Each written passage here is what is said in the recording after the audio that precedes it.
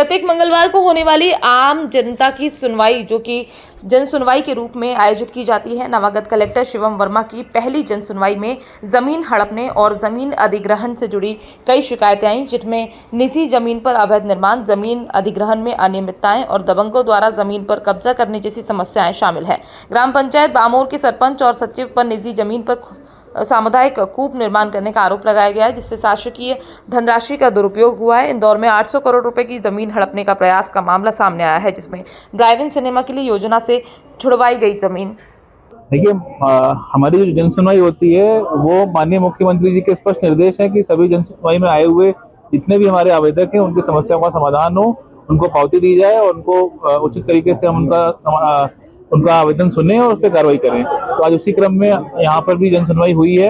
हमारे पास 170 आवेदक आए हैं जिनकी हमने आवेदन प्राप्त किए हैं, उनको सुना है और इसमें हम लोग समय सीमा पे उनके आवेदनों का निराकरण करेंगे। पारिवारिक विवाद और जमीन से संबंधित भी सबसे ज्यादा आवेदन। देखिए, बहुत सारे विवाद आए हैं कि इसमें मतलब माता पिता और बच्चों में भी कुछ विवाद हैं, संपत्ति को लेकर विवाद है। तो पहली प्राथमिकता ये रहती है कि उनके बीच मध्यस्थता हो।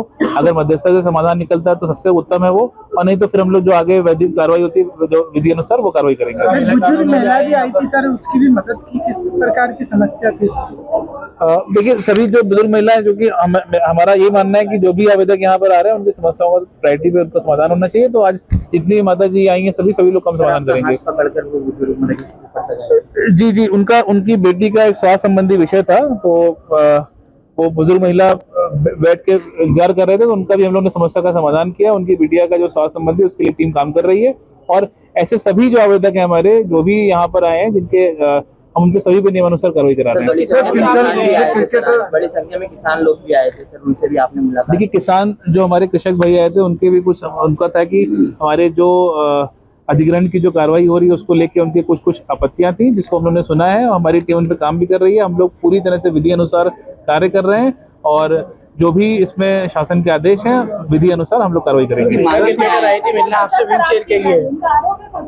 नहीं, उन्होंने जो बोला हमने इसको नोट कर लिया है। अभी चूंकि मार्किंग के लिए पिलर लगाए जा रहे हैं, तो उनकी फसल को बिल्कुल नुकसान ना हो, मेड़ पे पिलर लगाए जाए ताकि उनकी फसल बिल्कुल वो ना खराब हो, इसके लिए एमपीआरडीसी को निर्देशित किया जा रहा है। सर, महिला क्रिकेटर लोग आए थे, उनसे क्या आपकी सहायता के लिए आपसे मुलाकात करिए?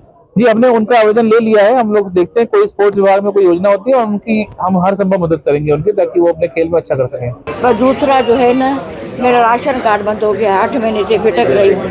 जो पहले वाला नंबर मैंने दिया है वो बोलते हैं दूसरा नहीं ले रहा है, बस इतनी मेरे को परेशानी है। राशन वाला पहले वाला नंबर रद्द हो गया, अगर दूसरा है तो दूसरा बोल रहा है तो वो पहले वाला ले आ।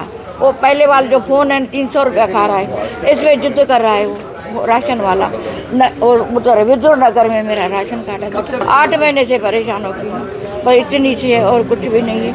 नहीं, कलेक्टर साहब आए क्या? हाँ, उसने बेचारा ले आया, इतना सोचा ही नहीं था इतना बड़ा कहीं गरीबों को भी सामान मिलता है।